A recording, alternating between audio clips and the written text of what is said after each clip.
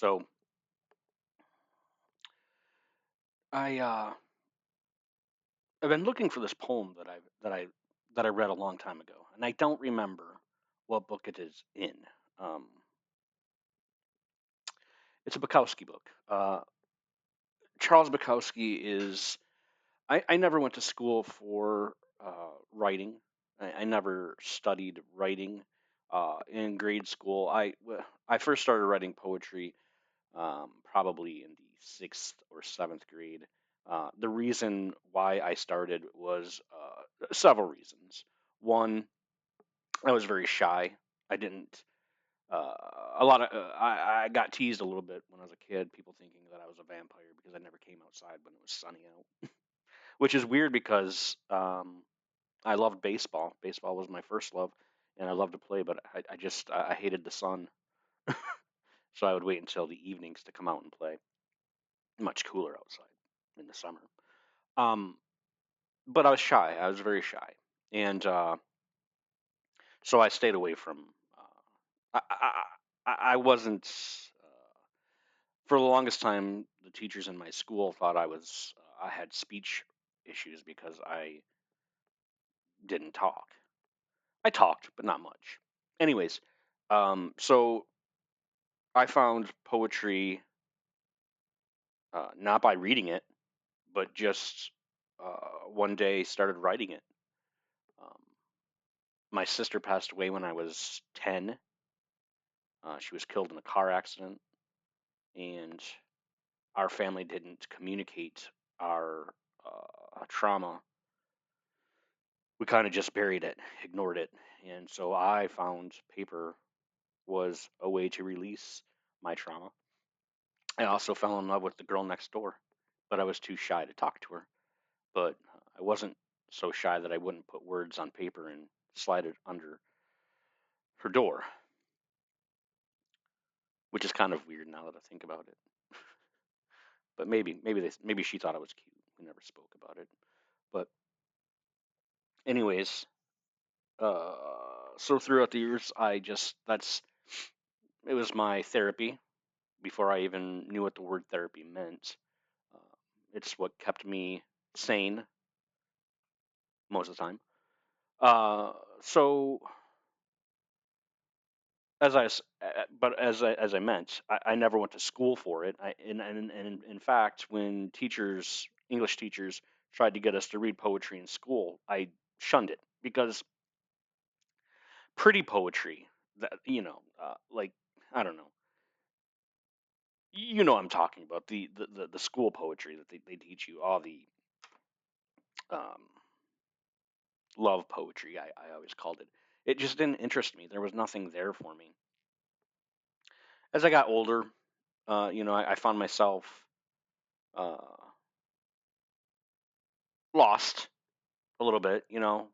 From 18 to 30, I was pretty lost. I didn't know what I wanted to do with my life. Um, when I turned 21, I found the bar to be uh, church-like. It was my people. The scriptures being taught there were the scriptures that I wanted to learn, that felt real to me, that connected me, that made me um, feel part of something, seen. And I know that it's a horrible place to find yourself, but that's where I found myself. And through that, sitting at a bar, you meet interesting individuals. You meet. Uh, Not everyone's the same. Not everyone is there for the same reasons.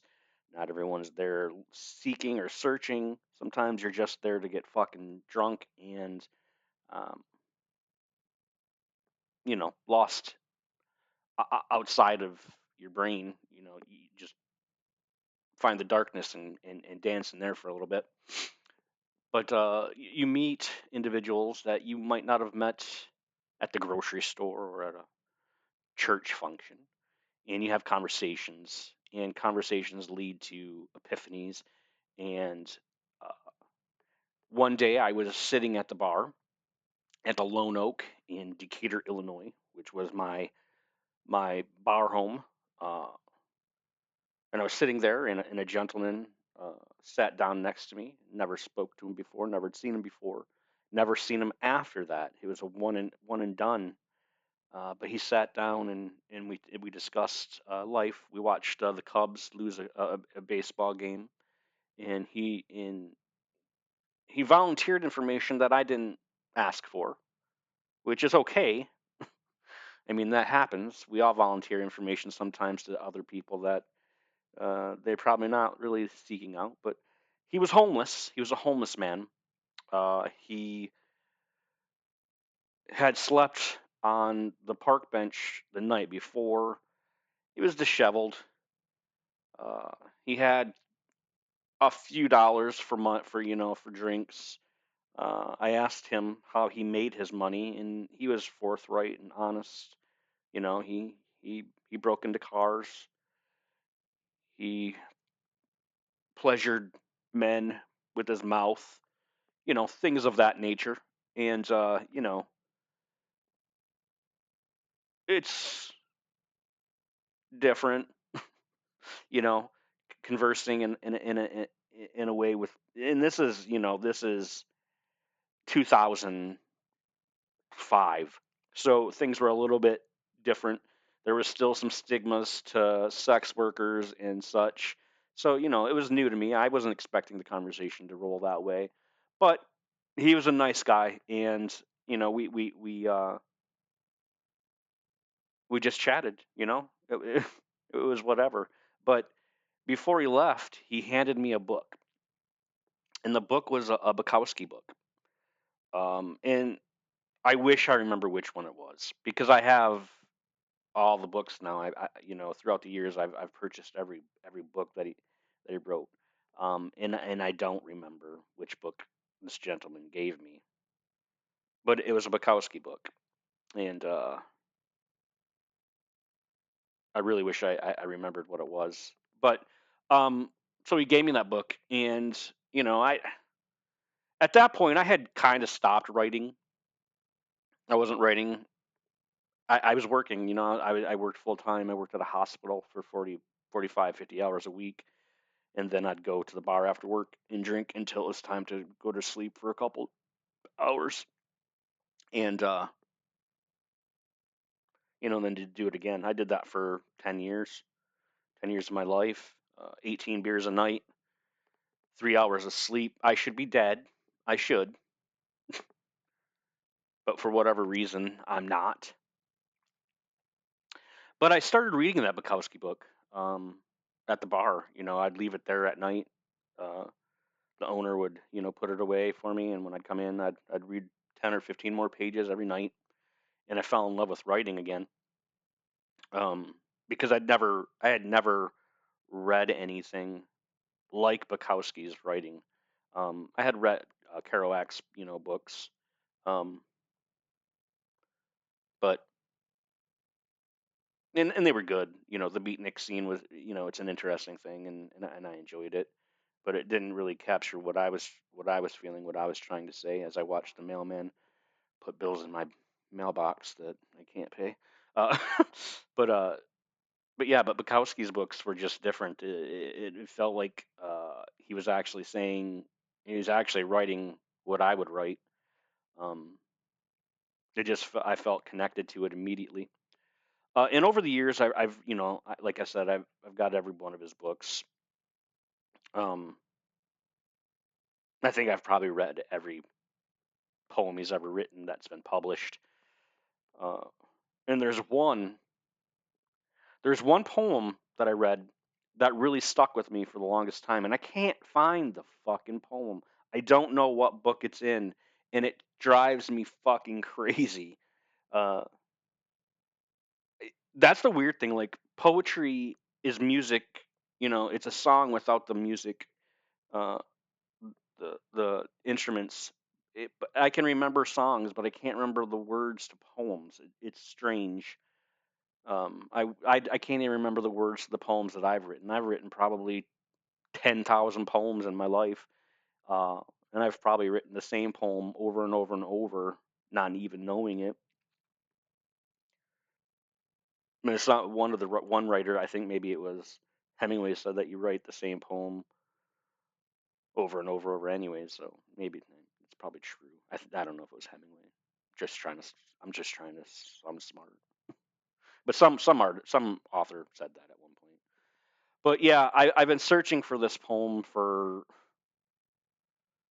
years now, and now I'm starting to wonder if it was even a Bukowski poem, if he even wrote it, or if I just read it on online somewhere, and it caught, and it's now the earworm version of a poem, or the poem version of an earworm or something. Anyways, uh, the point is, uh, I, th- I maybe it's made up in my head, and I'm just searching for it because when you feel lost, you have to have some kind of reason to continue, and I feel like we're lost. We're all lost right now, and we're just trying to figure out a way to continue to find something that keeps us uh, going. And I wanted to share a poem that Bukowski wrote. Um, it's a long poem, so I don't expect anybody to fully listen to all this. But if you do, I love you. The poem is called "Let It Enfold You." Um, it's a poem about being bitter when you're young, angry, uh, all the themes that Bukowski writes about. But this one's different in the sense that by the end of it, his cynicism it kind of goes away. Uh, you know, he he starts to embrace moments of uh, peace and the beauty that surrounds us that we sometimes uh, lose sight of. Um, but I'm gonna read it, and if you like it, let me know. Uh, let's see here. Let it enfold you, either peace or happiness. Let it enfold you. When I was a young man, I felt these things were dumb, unsophisticated. I had bad blood, a twisted mind, a precarious upbringing. I was hard as granite. I leered at the sun. I trusted no man, and especially no woman. I was living in a hell in small rooms. I broke things. I smashed things. Walked through glass. Cursed. I challenged everything. Was continually being evicted, jailed, in and out of fights, in and out of my mind. Women were something to fuck and rail at. I had no male friends. I changed jobs and cities. I hated holidays, babies, history, newspapers, museums, grandmothers, marriage, movies, spiders, garbage men, English accents, Spain, France, Italy, walnuts in the color orange, which is ironic. Algebra angered me. Opera sickened me. Charlie Chaplin was a fake, and flowers were for pansies. Peace and happiness to me were signs of inferiority, tenets of the weak and addled mind.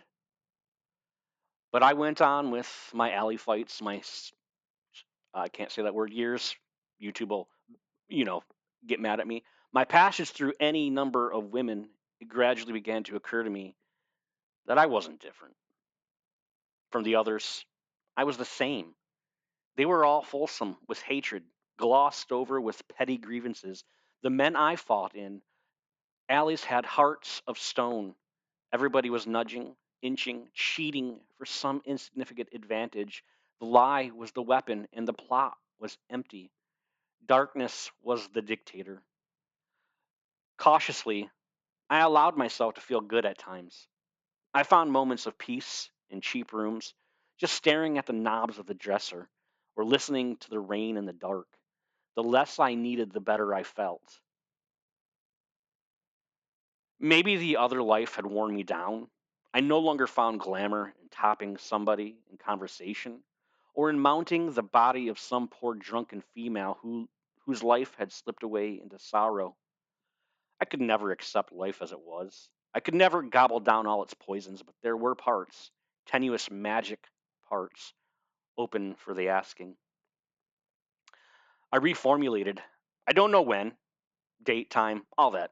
But the change occurred. Something in me relaxed, smoothed out. I no longer had to prove that I was a man. I didn't have to prove anything. I began to see things, coffee cups lined up behind a counter in a cafe, a dog walking along a sidewalk. The way the mouse on my dresser top stopped there with its body, its ears, its nose. It was fixed, a bit of life caught within itself, and its eyes looked at me, and they were beautiful. Then it was gone. I began to feel good. I began to feel good in the worst situations. There were plenty of those. Like, say, the boss behind his desk. He is going to have to fire me. I've missed too many days. He is dressed in a suit, necktie, glasses. He says, I am going to have to let you go. It's all right, I tell him. He must do what he must do. He has a wife, a house, children, expenses, most probably a girlfriend, too. I am sorry for him he is caught. I walk onto the blazing sunshine. The whole day is mine, temporarily, anyhow. The whole world is at the throat of the world. Everybody feels angry, shortchanged, cheated. Everybody is despondent, disillusioned. I welcomed shots of peace, tattered shards of happiness. I embraced that stuff like the hottest number, like high heels. Don't get me wrong, there is such a thing as cockeyed optimism that overlooks all basic problems just for the sake of itself. This is a shield and a sickness. The knife got near my throat again. I almost turned on the gas again. But then, when the good moments arrived again, I didn't fight them off like an alley adversary. I let them take me. I luxuriated in them. I made them welcome. I made them welcome home. I even looked into the mirror once, having thought myself to be ugly. I now liked what I saw. Almost handsome. Yeah. A bit ripped and ragged, scars, lumps, odd turns, but all in all, not too bad. Almost handsome. Better at least than some of those movie star faces like the cheeks of a baby's ass. And finally, I discovered real feelings of others, unheralded. Like lately, like this morning, as I was leaving for the track, I saw my wife in bed, just the shape of her head there, not forgetting centuries of the living and the dead and the dying and the pyramids. Mozart dead, but his music still there in the room. Weeds growing, the earth turning, the tote board waiting for me. I saw the shape of my wife's head. She's so still. I ached for her life, just being there under the covers. I kissed her on the forehead, got down the stairway, got outside, got into my marvelous car, fixed the seatbelt back out, fixed the seatbelt, backed out the drive, feeling warm to the fingertips, down to my foot on the gas pedal. I entered the world once more, drove down the hill past the houses, full and empty of people. I saw the mailman, honked. He waved back at me. That's how it ends. He waved at the mailman. The mailman waved back at him. Um, I just this poem just feels exactly how the world feels to me today. Uh, I don't know how it feels to you. I know a lot of us are scared, angry, and lost. But I want you to remember that we're not lost forever. Uh, Life is a highway, right? There's a song, as cheesy as it is. Life is a highway. We're lost right now on that highway, but eventually we're going to merge into another road. It's going to take us somewhere else. Hopefully. Just try to focus on the things that are there around you, and give yourself to that. You can be angry still. You can still be mad. You can still be scared. But there is a life jacket. We're not drowning just yet. The highway will continue to go, and we'll go on and on and on. And we'll get lost. We'll get lost and more lost. And some days we might not even think we'll ever not be lost. Maybe we just don't know where we're going. And that's not lost. That's just, we haven't figured it out yet.